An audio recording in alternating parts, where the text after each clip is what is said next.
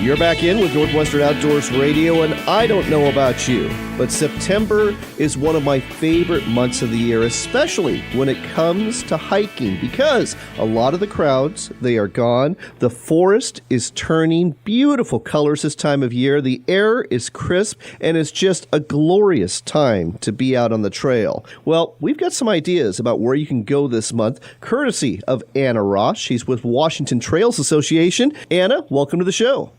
Hi, John. Thanks for having me. Well, it's great to have you back. It's been way too long. Let's hop right into this. September hiking is, like I said, it's just a real pleasure for a lot of us. And when it comes to Washington State, there's a lot of trails out there. Let's talk about a few of your favorites, and we'll start off in the Cascade Mountains.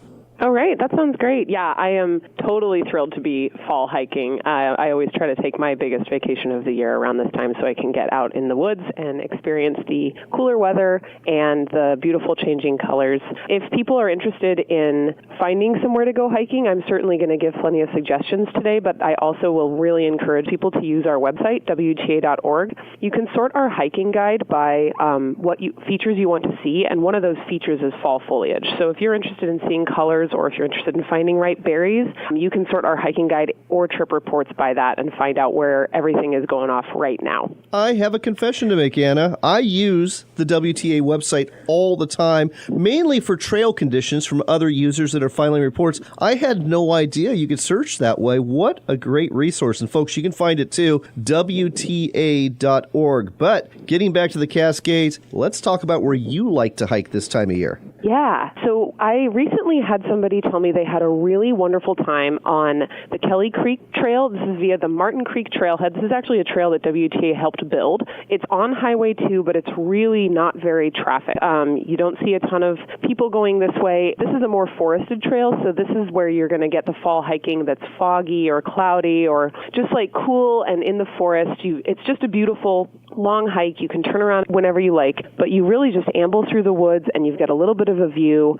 It sounds interesting, right, but I've got to tell you, I travel US 2 all the time. Where is this trailhead? Yeah, that's the best part, is it's right off of that turnoff to the Old Cascade Highway, and you just go a couple of miles up, sort of near, I don't know if you know where the Wellington Ghost Town is, or the Iron Goat Trail, all those little hikes in that area, it's kind of in that same area, so you're going to be on the north side of Highway 2, getting to see that beautiful river valley. So another hike I would recommend is Poe Mountain. That one is accessible from Irving Pass or the Little Wenatchee Campground. Both ways to get up to the top of Poe are going to be a little more challenging than Kelly Creek, but you still get these beautiful views of the river valley below. And in fall, when it's cool, it's much nicer to climb. It's not so hot. That makes perfect sense. You know, one of my favorite September hikes has traditionally been heading up to Stewart Lake in the Alpine Lakes Wilderness. However, having said that trailhead, that's combined trailhead for both Kolchak and Stewart Lake, and the one just down the road from it, 8 Mile, even in September now, are super crowded. When I went last year, during a weekday in late September, I counted 56 cars at that trailhead. In fact, it's gotten so crowded that I understand they put in restrictions along that whole road now, haven't they? Yes, they did. There's no parking along the side of the road that accesses both 8 Mile and the Stewart Lake Trailhead, and Stewart Lake provides access to Kolchak Lake. So if you are looking for that larchy experience, that's why people often want to go to Stewart Lake or Kolchak Lake, because they want to see that granite and the larches. Yep. I would really encourage people to use our hiking guide and search the word larch. It shows up in a lot more hiking guide descriptions than people might realize.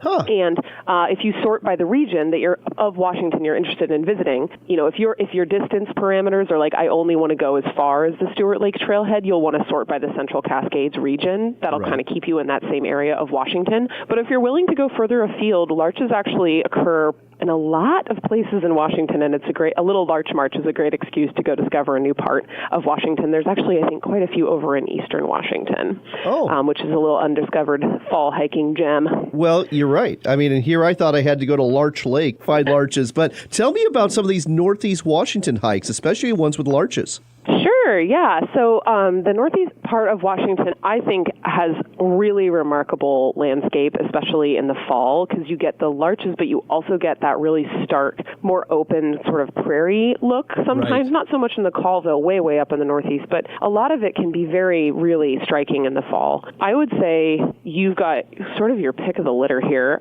The Whistler Canyon Trail is kind of a neat one, but I know you said you were looking for larches, so we'll see what we can find really quick. Actually, that's okay. That's okay. I'll discover larches on my own through the website. Tell me more about this Whistler Canyon Trail. So the Whistler Canyon Trail is just kind of a cool, very accessible, pretty flat section of the Pacific Northwest Trail, and it takes you right through the Okanagan Valley. You've got a high likelihood of seeing wildlife on this trail. Nice. It's open to hikers and equestrians, so you'll probably see a horse, if nothing else.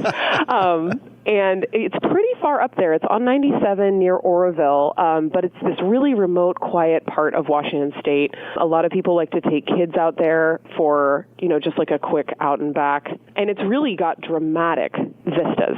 Very, very beautiful. You see that from an overlook, you can see the town of Oroville and then this beautiful big body of water that it's actually a very striking trail. Yes. Pretty infrequently visited. I think trafficked more by locals than anyone else. I'd never heard of it, but I'll take a great view of Lake Osoyoos any day. So that sounds great to me. Let's head west of the Cascades, maybe out on the Olympic Peninsula. Anything stand out there in the National Forest or National Park? Oh, man, I love the peninsula. It's a little harder to find the fall foliage that people look for. People in Washington often think fall is sort of larch hiking time, and on the peninsula you're going to get much more of the big leaf maples. Sure.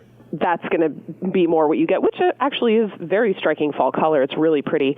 To that end, I would say if you're going to go into the National Forest, your fall foliage hikes, the Quinault area is really pretty, and there's a whole network of national recreation trails near Lake Quinault that offer miles of exploration. On our website, we've got, I think, a 3.4, maybe 4-mile hike that's suggested, but you could make the loop and the exploration that you do near Lake Quinault up to 10 miles. It's just got miles and miles of trails, and you're near a lake, so if you want to sit and just have a nice little picnic and enjoy the surroundings, that's a really lovely spot. I'll give a bonus because why not?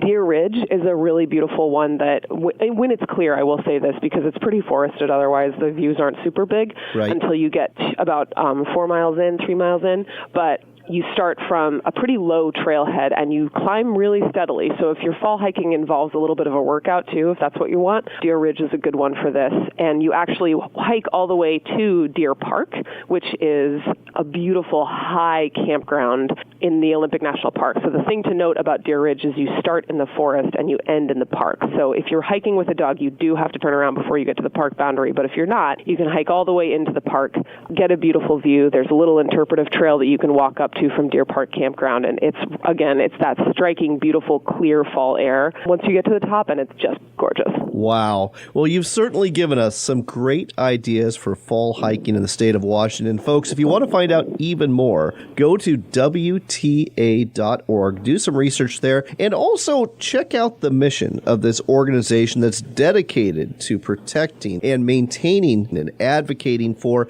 the trails that you hike here in Washington State. Great organization to join. Doesn't cost much to do so. The website again, WTA.org. Anna, thanks for sharing this with us today on Northwestern Outdoors Radio.